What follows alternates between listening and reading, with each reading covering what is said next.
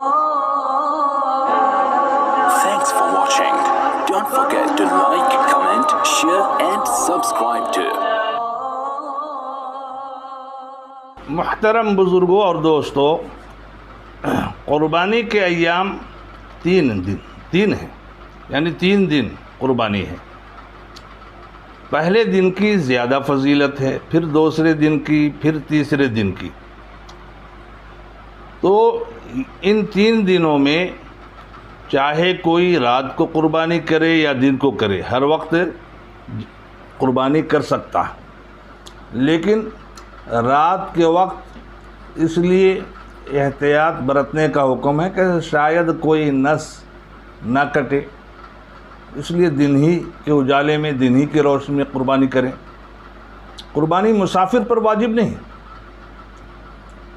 हर मुक़ीम पर जो अपने मकाम पर महफूज है उन पर क़ुरबानी वाजिब है, बशर्ते कि वो साहबे निसाब हो तो उन पर क़ुरबानी वाजिब है।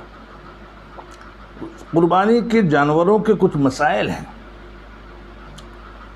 ज़रा सा नुक्स होगा आपसी खलजान की वजह से या साझे में क़ुरबानी करने की वजह से, तो चूँकि अल्लाह की बारगाह में हमारा तुम्हारा तक़वा ही पहुँचता है, ऐसी सूरत में अगर किसी की नीयत गोश्त खाने की, फ़कत गोश्त खाने की है, तो भला बतलाओ खुलूस कहाँ बाकी रहा। तो इसका देखना चाहिए कि अगर अल्लाह ने तौफ़ीक़ दी है तो इन झमेलों से बच कर के जो है अपनी तरफ से पूरे तौर पर क़ुरबानी करें। और जिन लोगों को साथ कर रहे हैं, शरीक कर रहे हैं, अच्छे हाल व अहवाल वाले हैं तो अच्छी बात है, अच्छी नीयतों वाले हैं तो अच्छी बात है, क्योंकि एक के बुरे आमाल की नहुसत दूसरे पर पड़ सकती है। तो कहा कि जिन जानवरों का पैदाइशी कान नहीं, तो ऐसे जानवर की क़ुरबानी दुरुस्त नहीं। और अगर छोटे छोटे कान हैं तो चलेगा, क़ुरबानी हो जाएगी। हाँ, छोटे होने की वजह से कोई हरज नहीं। लेकिन बिल्कुल पैदाइश ही कान नहीं है तो ऐसे जानवर की दुरुस्त नहीं। किसी जानवर की पैदाइशी सींग नहीं है, या सींग तो थे लेकिन टूट गए, तो कहा ऐसे जानवर की क़ुरबानी दुरुस्त है, सही है। अलबत्ता बिल्कुल अगर जड़ से टूट गए हों तो फिर ऐसे जानवर की क़ुरबानी जायज़ नहीं। जिस जानवर के तिहाई हिस्सा दुम या कान या तिहाई रोशनी चली गई हो, यानी तिहाई या तिहाई से ज़्यादा उसके दुम के हिस्से कट गए, या कान कटे हुए हैं, या रोशनी उसकी गायब है, इसका सही अंदाज़ा डॉक्टर ही कर सकता है, या बिल्कुल अंधा हो या काना हो, तो क्या ऐसे जानवर की क़ुरबानी दुरुस्त नहीं। जो जानवर इतना लंगड़ा है कि फ़कत 3 पाँव से चलता हो, चौथा पाँव ज़मीन पर अगर रखता है लेकिन उससे चलने में मदद नहीं लेता, तो क्या ऐसे जानवर की क़ुरबानी दुरुस्त नहीं। लेकिन चलने में अगर उससे टेक ले रहा हो, सहारा ले रहा हो, तो फिर लंगड़ा कर चलने की वजह से कोई हरज नहीं, ऐसे जानवर की क़ुरबानी दुरुस्त है। लेकिन अगर चलने में उसका सहारा नहीं ले रहा, उससे जो है टेक नहीं लगाता है, तो फिर ऐसे जानवर की क़ुरबानी दुरुस्त नहीं।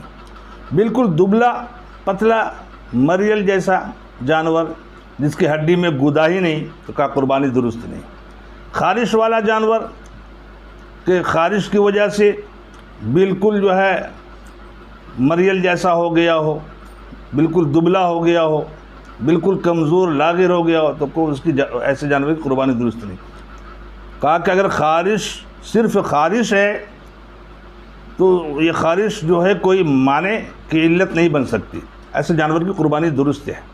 यानी ख़ारिश की वजह से बहुत ज़्यादा लागिर हो गया हो तब तो जायज़ नहीं है, लेकिन सिर्फ़ ख़ारिश है तो उससे कोई हरज नहीं। जिसके दांत नहीं, बिल्कुल दांत ही नहीं, तो कहा ऐसे जानवर की क़ुरबानी दुरुस्त नहीं। लेकिन कुछ टूटे हुए हैं, कुछ बाकी हैं, तो देखा जाएगा कि अगर جتنے ٹوٹے ہیں اس سے زیادہ موجود ہیں، باقی ہیں، تو کہا ایسے جانور کی قربانی جائز ہے، درست ہے۔ ہاں، خصی جو بدیہ کیا ہوا ہے یا مینڈھے جانور ہیں تو ان دونوں کی جو ہے قربانی درست ہے۔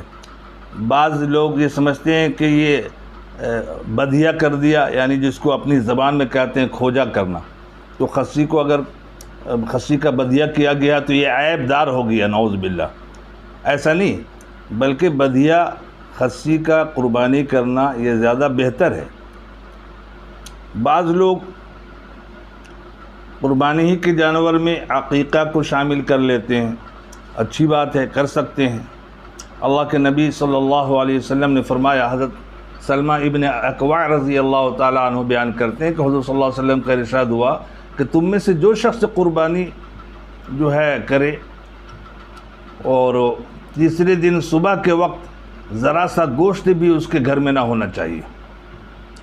جب دوسرا سال ہوا تو لوگوں نے حضور صلی اللہ علیہ وسلم سے عرض کیا، یا رسول اللہ، جس طرح آپ نے گزشتہ سال ہم لوگوں کو حکم دیا تھا، اس سال بھی ہم لوگ اس پر عمل کریں؟ حضور صلی اللہ علیہ وسلم نے فرمایا، نہیں، کھاؤ بھی، کھلاؤ بھی، جمع کرو بھی۔ گزشتہ سال ہم نے اس لیے ایسا کہا تھا کہ تیسرے دن کچھ نہیں بچنا چاہیے، کیونکہ حاجت مندی زیادہ تھی، لوگوں میں مجبوریاں زیادہ تھیں، لیکن اس سال ایسی بات نہیں ہے، تم کھاؤ بھی، جمع بھی کرو۔ تو میرے محترم، ہم عقیقے کے جانور کو عقیقہ کرنے والا بھی قربانی کے ساتھ جو ہے شامل ہو سکتا ہے، جائز ہے، اور وہی ساری شرائطیں ہیں جو قربانی کی ہے، یعنی قربانی کا جو حکم ہے وہی حکم عقیقے کے لیے ہے۔ ذبح کرنے والا پہلے دعا پڑھ لے، جو ذبح کا قربانی کے ذبح کا جو طریقہ ہے، جو دعا ہے، یعنی انی وجہت وجہی للذی فطر السماوات والارض حنیفا وما انا من المشرکین ان صلاتی ونسکی ومحیای ومماتی للہ رب العالمین لا شریک لہ وبذلک امرت وانا اول المسلمین اللہم منک ولک۔ پھر بسم اللہ اللہ اکبر کہہ کر کے ذبح کرے۔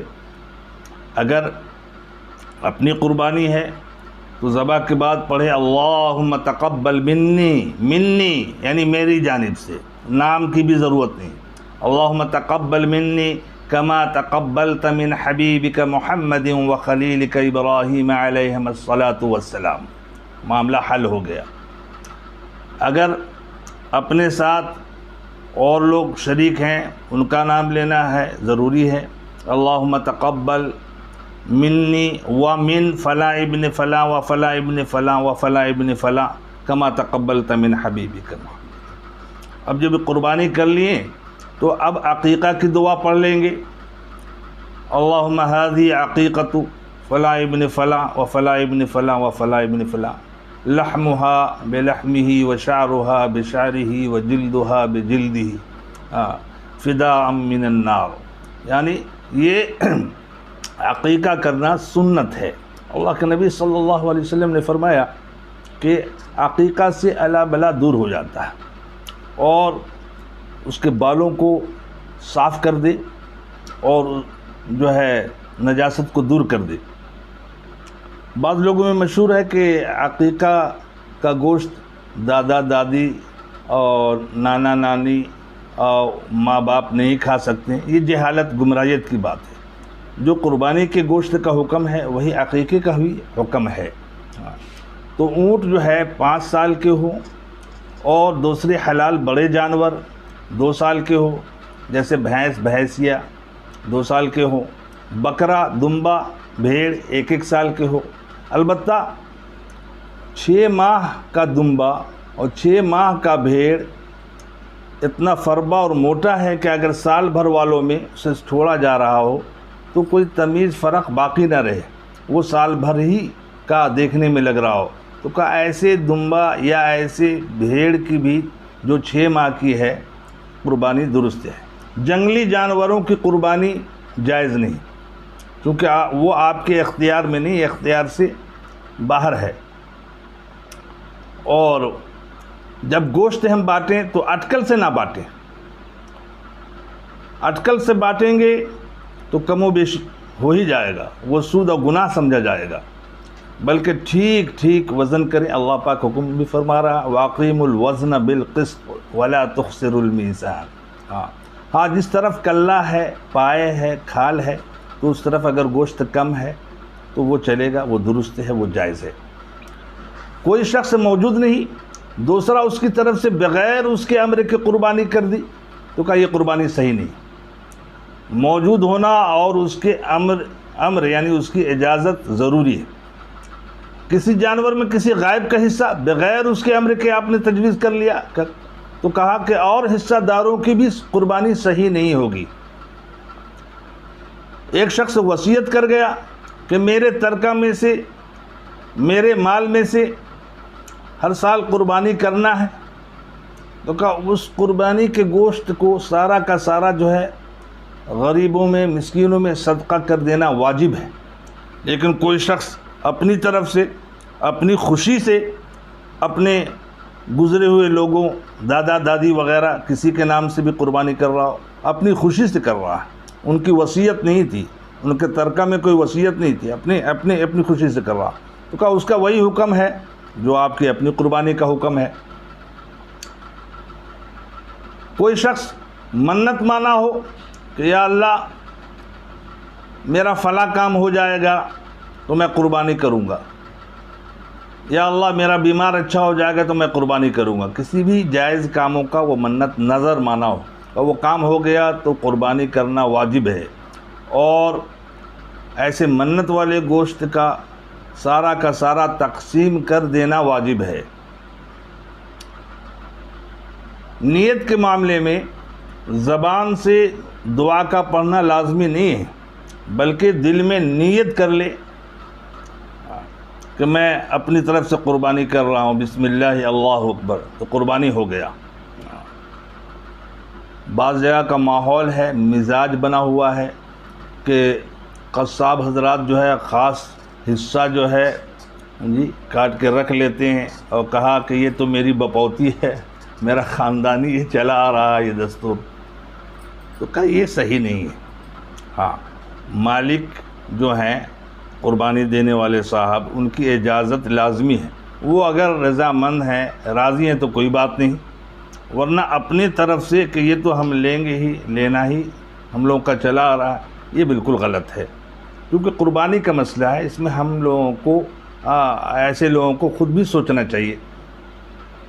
ایک شخص جانور خریدا اور کوئی عیب ایسا پیدا ہو گیا کہ جس سے قربانی صحیح نہیں ہوتی، تو کہا کہ جو ہے اللہ تعالیٰ نے اگر اسے مالدار بنایا ہے تو مالدار کے لیے ضروری ہے کہ وہ دوسرا جانور خریدے، غریب آدمی دوسرا نہیں لے سکتا، لے لیا، ایک تو اس پر واجب ہی نہیں تھی، لیکن قربانی کا جانور خرید کر اس نے اپنے اوپر واجب کر لیا، تو کہا کہ اب ایسا عیب جب پیدا ہو گیا، طاقت بھی نہیں ہے، تو اب وہی جانور تم قربانی کرو۔ ایک شخص کا جانور گم ہو گیا، قربانی کا جانور گم ہو گیا، اس کے عوض میں دوسرا لیا، اب پھر پہلا بھی مل گیا، کیا حکم ہے؟ کہا کہ ایسا اتفاق اگر کسی امیر کے ساتھ آیا ہے تو اس پر ایک ہی قربانی واجب ہے، لیکن اگر کسی غریب کے ساتھ پیش آیا ہے تو دونوں قربانی کرنا اس پر واجب ہو گیا، اس لیے کہ پہلے بھی اس پر واجب نہیں تھی، اس نے لے کر کے نیت کر لی تو قربانی واجب ہو گئی، لیکن اتفاق سے وہ کھو گیا ہے، تو اب دوسرا لے لیا، تو دوسرا لینے کے بعد پہلا بھی مل گیا، تو کہا کہ جب مل گیا ہے دوسرا تو اب جو ہے دونوں کا کرنا اس کے لیے ضروری ہے، اور جو مالدار ہے کا ان پر ایک ہی کرنا واجب، کیونکہ اگر وہ نہیں کرتے تو اللہ کی طرف سے اس کی پکڑ تھی، ہر حال میں ان کو کرنا تھا۔ تو قربانی کے مسائل بڑے باریک ہیں، ہم اس میں بڑے غور کریں اور صحیح طریقے سے سمجھیں اور صحیح عمل کریں تاکہ ہماری قربانیاں درست ہوں۔ بے شمار ایسے مسائل آئیں گے کہ جہاں پر ہم جو ہے خود اپنی اٹکل سے اور اپنی عقل سے کام نہ لیں، بلکہ علماء سے رجوع کریں، مفتیان کرام سے رجوع کریں، اور پھر وہ جیسا حکم دیں ان پر ہم عمل کریں۔ اللہ تعالی ہمیں آپ کو عمل کی توفیق عطا فرمائے۔ forget to like, comment, share and subscribe to